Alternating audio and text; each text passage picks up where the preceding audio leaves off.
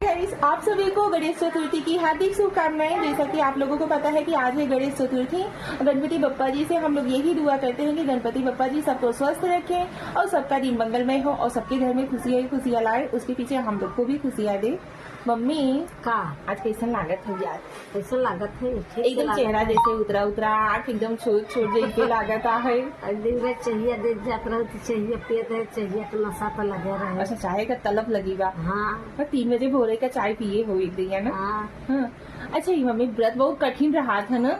नहीं गणेश चौथ महाराज पार लगावत से सब ई व्रत काहे बदे रहा था? अच्छा मम्मी, बेटवा भी हाँ, जेकरे बेटवा रहा था वही व्रत रह सकत था। हाँ, सास देखी पतो उनके सुबह सात पतो तब रहत थी, अपने से नहीं रहती। अच्छा, अब जो कुल हम पूजा थी धरे है हाँ ये गणेश भगवान जो नहु के जुड़वाई देते हाँ। तो आधे याद कह के आधा तो है आधा है अच्छा। दे और जो न रहते तो न अपन बनवे के पड़ते तू भी बनाओ तू बनाओ। अच्छा, मतलब अब गणपति बप्पा जी से कुछ आसरा बा? हाँ बा। मतलब वो उम्मीद अब बा व्रत रहा तब। हाँ हाँ।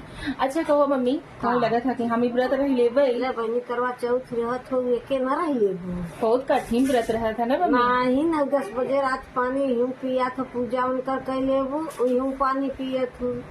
अच्छा गाइस, कौन कौन ये व्रत रहता है कमेंट